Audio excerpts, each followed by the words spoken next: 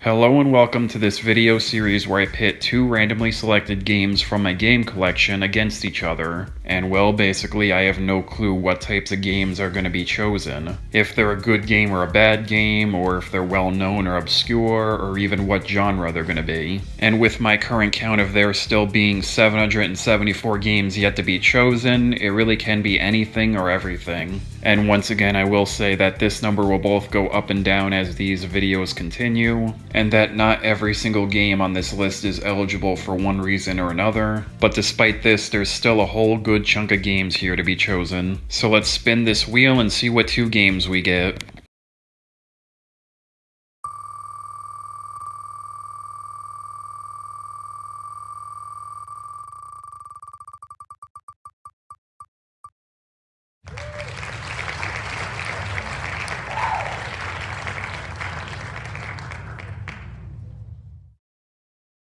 And now for the second spin.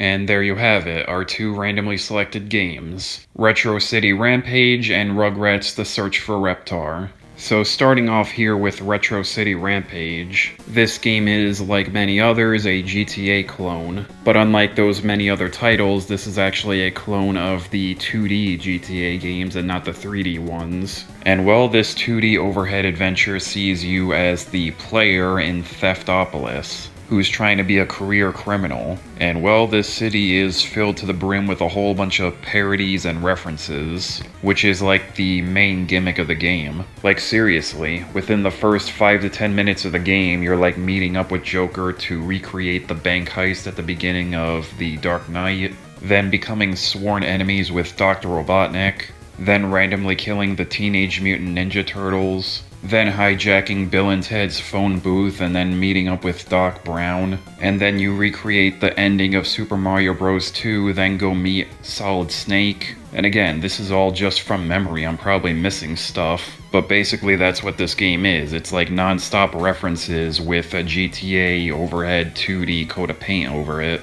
all while being presented in these pixelated graphics. And I guess you can make the argument of it wearing thin after a while, but the gameplay is still solid enough to back up the game and make it good. So yeah, overall a solid title. Which brings us to our second game here, Rugrats The Search for Reptar. And well, obviously this is a licensed game based off of the show, where you must help Tommy get all the pieces to his Reptar puzzle. And you do this by exploring the Pickles household and playing various mini-games found within it. Mini-games that could be as simple as playing a round of golf, or as complex as trying to escape a alien spaceship. And of course, just like the show, this is being seen through the eyes of the babies, with the house being dark at night, meaning that the entire place is now haunted. Or you being trapped in the basement with a bunch of rogue toys turns into a whole, like, survival thing. I mean, that is probably the biggest positive of this game, just the simple fact that it got the show so correctly. Because beyond that, really all you have here is just a generic late 90s, early 2000s, somewhat below average licensed game.